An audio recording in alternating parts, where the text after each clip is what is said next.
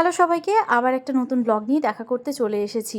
আগের ব্লগে তো তোমাদেরকে দেখিয়েছিলাম জিপ সাফারি করতে গেছি, তার সাথে আরও কয়েকটা জায়গা ঘুরতে গেছিলাম। সেগুলো ঘুরে টুরে আমরা আবার চলে এসেছি হোটেলে পৌঁছেই চলে এসেছি ব্রেকফাস্ট করতে। ব্রেকফাস্ট করে নিয়ে স্নান টান করে আবার বেরোবো। তো এখানকার খাবারগুলো বেশ ভালো। আমি একটু পোহা নিয়েছি, ফ্রুটস নিয়েছি, অমলেট নিয়েছি অ্যান্ড ব্রেড নিয়েছি। পোহাটা মিষ্টি মিষ্টি, নট সো গুড। সিঙ্গল খালি ইডলি অ্যান্ড চাটনি নিয়েছে।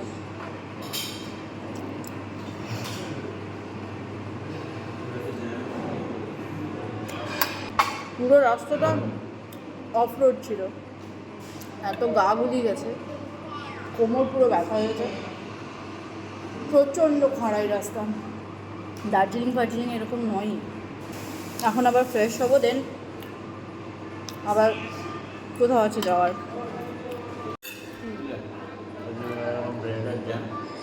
চলো, কি মজা, দেখো বসে বসে ফোন দেখা। দেখো, হ্যাঁ ফাইনালি এসে একটু সাজুগুজু করতে পেরেছি। সকালবেলায় ওই সানরাইজ দেখতে গেছিলাম, তারপরে এলাম যখন 9টা, নিয়ে ব্রেকফাস্ট করলাম, করেই এখন আবার রেডি হয়ে গেছি স্নান টান করে একদম। এখন বাজে 11:10। এখন আবার কোথাও একটা নিয়ে যাবে, যেটা আমরা জানি না কোথায়। কিছু বোটিং ফোটিং কিছু আছে, সেখানে যাব। ট্রাস্ট মি, পাগুলো পুরো ছেড়ে যাচ্ছে, আর পায়ে ব্যথার জন্য আমি পুরো ইরিটেট হয়ে যাচ্ছি। মানে পিঙ্গল কিছু বলি আমি রেগে উত্তর দিচ্ছি। তো এবার ওরও ব্যথা শুরু হয়ে গেছে। এতক্ষণ আমাকে বলছিল এমনি কেন করছো, এবার ওর ব্যথা শুরু হয়েছে। ও বুঝতে পারছে এত মানে অফ রোডিং করাটা ইস মানে নর্মাল নয়, টাফ, প্রচণ্ড টাফ। সো আর ওই পাথরের উপর দিয়ে হেঁটে একবার করে নামা ওঠা খুব কষ্ট। দেখি, আমাদের ড্রাইভার এখানেই রয়েছে, এখন আবার যাবো। ওর কতক্ষণে আসবো জানি না। বেচারা রিহানেরও খুব ঘুম এসছে। সকাল 11টায় বেরিয়ে এখন বাজে 1:30, মানে প্রায় 2.5 ঘন্টা জার্নি করে আমরা আমাদের ডেস্টিনেশনে ফাইনালি পৌঁছে গেছি। আমরা পৌঁছে গেছি। জায়গাটার নাম কি কে জানে, মানে নামগুলোই আমরা উচ্চারণ করতে পারছি না। এখান থেকে বাস রাইড আছে আবার 4-5 কিলোমিটার, ওটা আরও পাহাড়ের। Eravikulam national park. Eravikulam national park, নাও এরাভিকুলাম ন্যাশনাল পার্ক। তো এখান থেকে আরও 4-5 কিলোমিটার একদম মাউন্টেনের পিকে নিয়ে যাবে। ওখানে সাউথ ইস্ট এশিয়ার সবথেকে ওল্ডেস্ট এরকম কিছু বেকারি আছে, আরও কি আছে জানি না। গেলে আমরা নিজেরা যখন দেখতে পাবো তোমাদেরকেও দেখাবো। বাসে ওঠার জন্য একবার লাইনটা জাস্ট দেখো, মানে আমাদের কলকাতায় যেরকম পুজোর লাইন হয় ঘুরিয়ে ঘুরিয়ে, ঠিক ওই রকমভাবে কয়েক হাজার মানুষ দাঁড়িয়ে আছে। 12টায় এসে লাইন দিয়েছি, এখন বাজে 1:35। 1.5 ঘন্টা লাইন দেওয়ার পর, মানে এই এরাভিকুলাম ন্যাশনাল পার্ক যদি তোমরা যাও, এটা আমি কোনো ভিডিও তো দেখিনি। যদি এটা তোমরা যাওয়ার প্ল্যান করো কখনো, এটা মাথায় রাখবে যে মোটামুটি এরকম 1.5-2 ঘন্টা লাইন দিয়ে দাঁড়াতে হবে বাসের জন্য। 1.5 ঘন্টা লাইন দিয়ে দাঁড়ানোর পর এতক্ষণে ফাইনালি বাসটা পেয়েছি। এখন আবার যাব মোটামুটি 5 কিলোমিটার, দেন গিয়ে ওখানে কিছু খেতে পারবো।